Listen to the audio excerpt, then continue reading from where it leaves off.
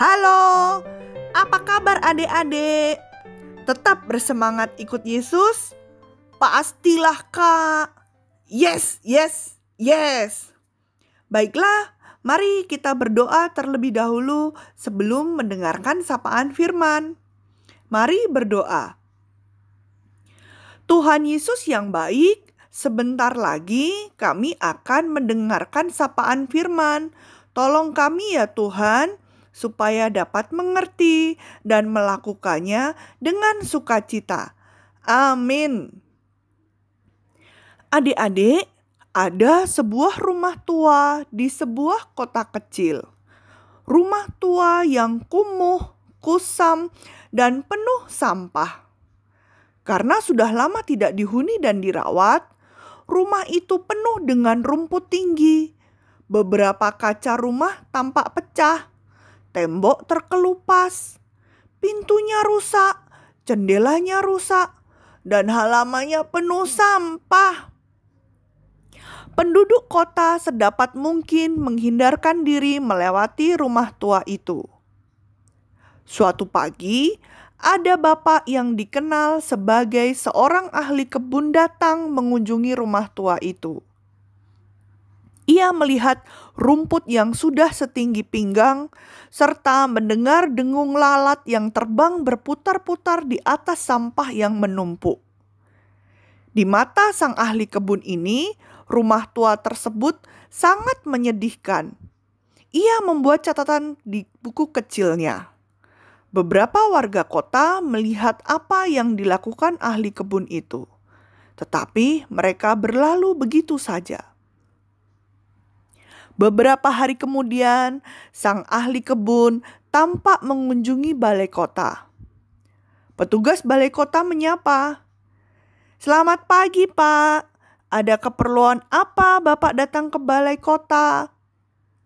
Sang ahli kebun itu menjawab, "Begini, saya ingin bertanya, berapa harga rumah tua beserta dengan sampah-sampah yang menumpuk di sana?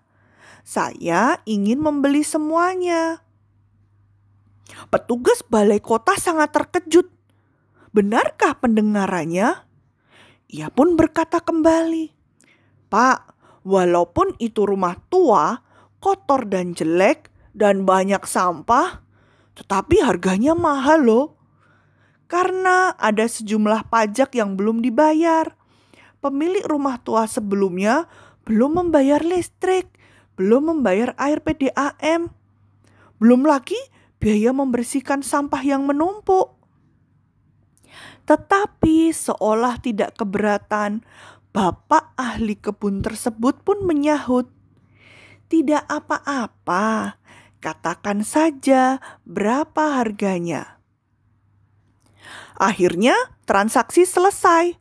Rumah tua beserta sampah-sampahnya terjual kepada sang ahli kebun.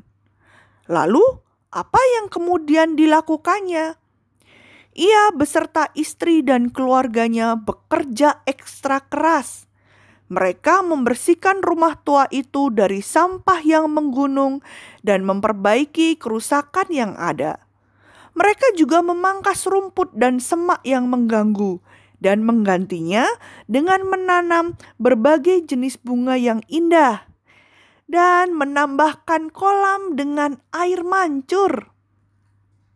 Setelah beberapa waktu bekerja ekstra keras, akhirnya rumah tua yang kotor, kumuh dan penuh sampah itu berubah menjadi rumah yang bersih, indah, dan sedap dipandang.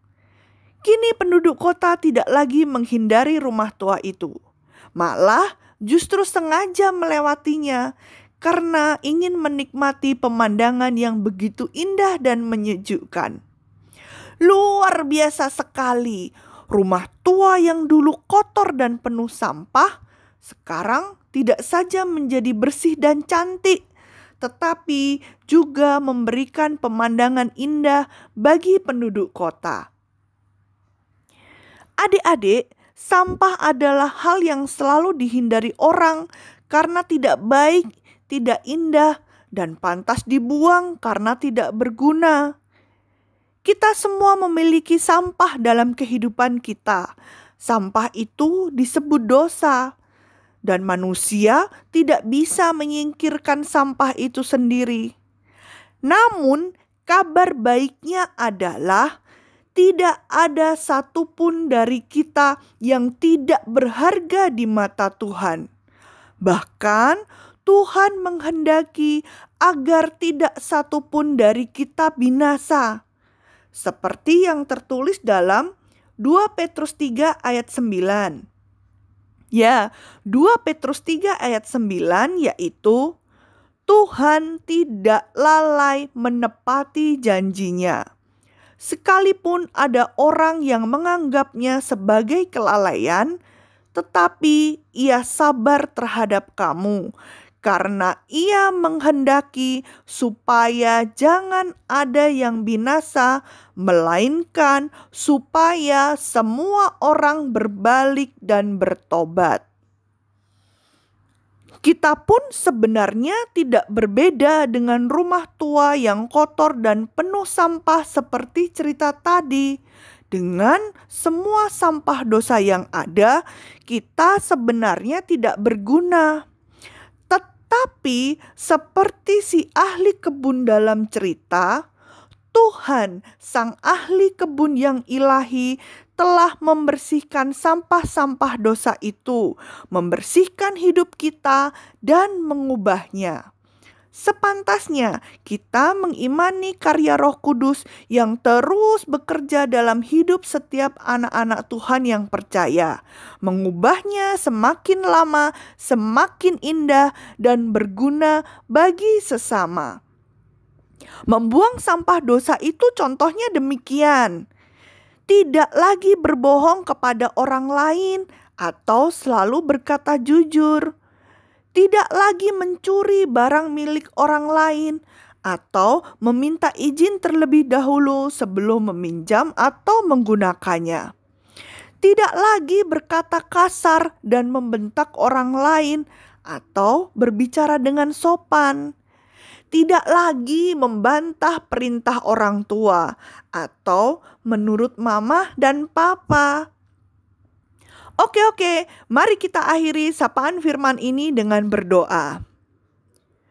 Tuhan Yesus yang baik, terima kasih sudah mengasihi kami. Ajar kami supaya mau berubah menjadi lebih baik, indah, dan berguna bagi sesama. Dan kami juga memohon kiranya Tuhan menjaga kami selalu sehat. Amin. Semangat sehat ya adik-adik semuanya. Dadah.